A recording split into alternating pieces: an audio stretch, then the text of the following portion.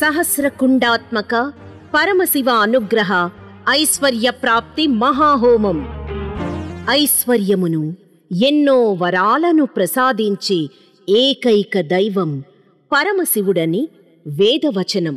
సకల ఐశ్వర్యమునకు అధిపతి అయిన పరమశివుడిని ఆరాధించి ఐశ్వర్యమును సిరి సంపదలను పొందడం సుజ్ఞానం, వైదికం. పరమశివుడిని గాక పరమశివుడిని సేవించే దాసులైన దేవతలను ఐశ్వర్య ప్రాప్తి కోసం మానవులు ఆరాధించడం అవివేకం, అవైదికం. ఈ సత్యానికి నిదర్శనమే ఋగ్వేద వచనం. ఓం ప్రజాపతి నత్వదేతాన్యన్యో విశ్వాజాతాని పరితా బభూవ యత్కామాస్తే జుహుమస్తన్నో అస్తు వయం శ్యామపతయో రయీణాం. సమస్త ప్రాణులకు పాలకుడవు, పోషకుడవైన ఓ పరమశివా, నీకన్నా మరొక ప్రజాపతి అయిన దైవం మాకు లేడు. నీవు ఉత్పన్నమైన సమస్త ప్రాణులను, పదార్థాలను ఆవరించి వాటిలో వ్యాపించి ఉన్నావు.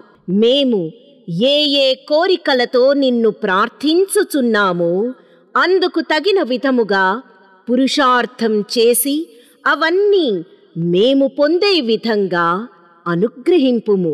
మేము గో, అశ్వ, ధనధాన్యాది వివిధ ధనములకు యజమానులు అగునట్లు చేసి మమ్ము కాపాడుము. వైదిక జీవితాన్ని గడిపే ఋషుల ఆంతర్యం ఈ విధంగా ఉంటే, కలి ప్రభావం వలన శ్రావణమాసంలో విష్ణుపత్ని అయిన లక్ష్మీదేవిని ఆరాధిస్తే ఐశ్వర్యము, సర్వ సౌభాగ్యాలు కలుగుతాయని కొందరు పౌరాణికులు అసత్య కల్పిత ప్రచారం చేశారు. స్త్రీలు సర్వ సౌభాగ్యాలు పొంది పుత్ర పౌత్రాభివృద్ధితో తరించుటకు తగిన వ్రతము తెలియచేయమని పార్వతీదేవి శంకర భగవానుడిని ప్రశ్నించినదట. వరలక్ష్మి వ్రతాన్ని ఆచరిస్తే స్త్రీలకు సర్వ సౌభాగ్యాలు కలుగుతాయని శంకరుడు బోధించాడట. ఈ విధంగా కొందరు పౌరాణికులు కల్పిత కథలతో, అసత్య కథనాలతో విస్తృత ప్రచారం చేశారు. ఈ కథనాలన్నీ 100కి 100 పాళ్ళు అసత్యము. కారణం, వ్రతాలు, పూజలు, నోములు ఇవన్నీ కలియుగములో పుట్టాయే గాని కృతయుగములో లేనేలేవు. ఎందరో ఋషులు, మంత్రద్రష్టలు ఐశ్వర్య ప్రాప్తికి పరమశివుడిని ఆరాధించారే గాని విష్ణుపత్ని అయిన లక్ష్మీదేవిని ఆరాధించినట్లు ఎటువంటి ప్రమాణాలు లేవు. ఇటువంటి కథనాలు దేవదేవుడైన పరమశివుడిని మానవులకు దూరం చేసే కథనాలు, పరమశివుడిని అపహాస్యం చేసే కథనాలు. పౌరాణికుల అసత్య ప్రచారాన్ని ఎందరో భక్తులు గ్రుడ్డిగా నమ్మి తరతరాలుగా విష్ణుపత్ని అయిన లక్ష్మీదేవిని ఆరాధిస్తున్నారు. పౌరాణికులు చేసిన ప్రచారములు, కథనములు సత్యము కావని మానవులు వివేకముతో ప్రామాణికంగా తెలుసుకోవలెను. కారణం, ఈ ప్రచారాలకు, కథనాలకు ప్రమాణం లేదు. వీటికి ప్రమాణాలుగా చూపే శాస్త్రాలు, పురాణాలు సత్యం కాదు. కాబట్టి వేదానుసారం ఐశ్వర్య ప్రదాత పరమశివుడు మాత్రమే. అందుకే పరమశివుడి అనుగ్రహాన్ని కోరి పౌర్ణానికి ముందు వచ్చే శుక్రవారం రోజున నిర్వహించే వరలక్ష్మి వ్రతమునకు బదులు పరమశివ అనుగ్రహ ఐశ్వర్య ప్రాప్తి మహాహోమం మానవులు నిర్వహించడం శీఘ్ర అనుగ్రహ ప్రాప్తిదాయకం, వేద ఆదేశిత సత్కర్మాచరణదాయకం. ఈ సత్యానికి ఆచరణాత్మక కార్యమే పరమశివ అనుగ్రహ ఐశ్వర్య ప్రాప్తి మహాహోమం. శివ ప్రీతికరమైన శ్రావణమాసంలో సిద్ధగురు శ్రీ రమణానంద మహర్షి వారు ఎన్నో వేల సంవత్సరాలుగా శ్రీ సూక్తంపై గల దుష్ప్రచారాన్ని ఖండించి, పరిశోధించి ప్రామాణికమైన శ్రీ సూక్తమును నిర్ధారించి, పఠించి, తాత్పర్యమును విరచించి 9 రాగాలలో స్వరపరిచి సంగీత దర్శకత్వం వహించి గానం చేసిన సిద్ధగురు పఠిత శ్రీ సూక్తం మంత్రాలతో పరమశివుడిని ఉపాసించి మెప్పించి శీఘ్రముగా ఐశ్వర్యమును సిరి సంపదలను పొందే మహాహోమమే సహస్రకుండాత్మక పరమశివ అనుగ్రహ ఐశ్వర్య ప్రాప్తి మహాహోమం. సిద్ధగురు శ్రీ రమణానంద మహర్షి వారు అనుదాత్త ఉదాత్త స్వరిత స్వర సహితంగా శ్రీ సూక్తం మంత్రాలను భక్తులచే పఠింపజేయుచు భక్తులు స్వయంగా చేసే హవనం.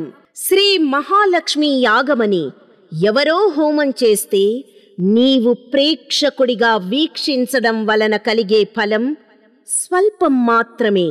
శ్రీ సూక్తం మంత్రాలు మరియు ఎన్నో వేద మంత్రాలను పఠిస్తూ నీవు స్వయంగా హోమం చేయడం వలన కలిగే ఫలం అపారము. ఈ భాగ్యము సిద్ధగురు శ్రీ రమణానంద మహర్షి వారు ఎందరో మానవులకు ప్రసాదించిన వరమే పరమశివ అనుగ్రహ ఐశ్వర్య ప్రాప్తి మహాహోమం. శ్రావణ మాసంలో పౌర్ణానికి ముందు వచ్చే శుక్రవారం నాడు 2017 ఆగస్టు 4వ తేదీన శివశక్తి షిరిడీ సాయి అనుగ్రహ మహాపీఠంలో పరమశివ అనుగ్రహ ఐశ్వర్య ప్రాప్తి మహాహోమం.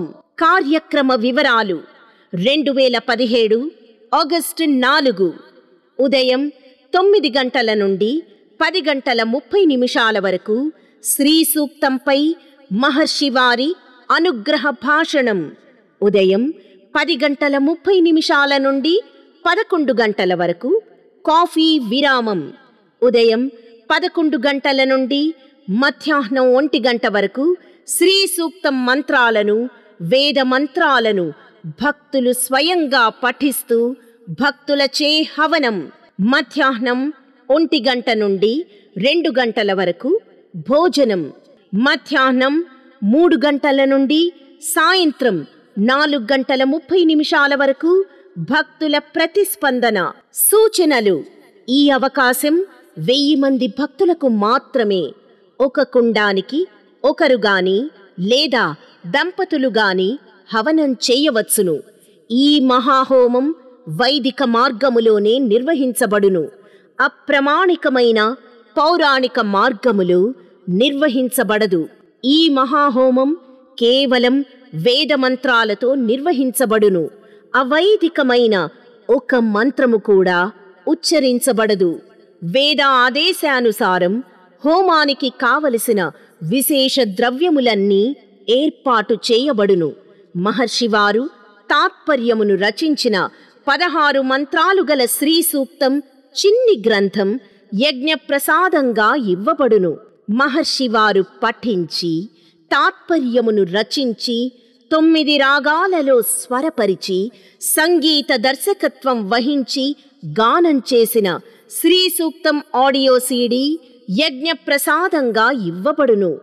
కుల మత వర్గ తారతమ్యములు లేకుండా ఈ హోమంలో సర్వ మానవులు పాల్గొనవచ్చును.